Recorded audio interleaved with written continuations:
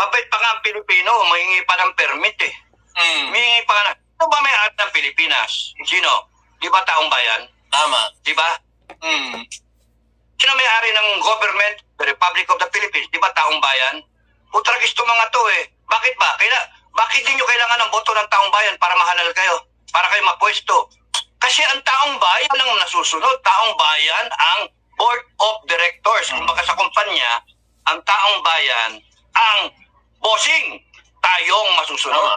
Tapos itong mga to, kung mag-aarte, kung mag-aasta, ang aangas, ang tatakutin pa ang taong bayan. Mga gago eh. Mga gago.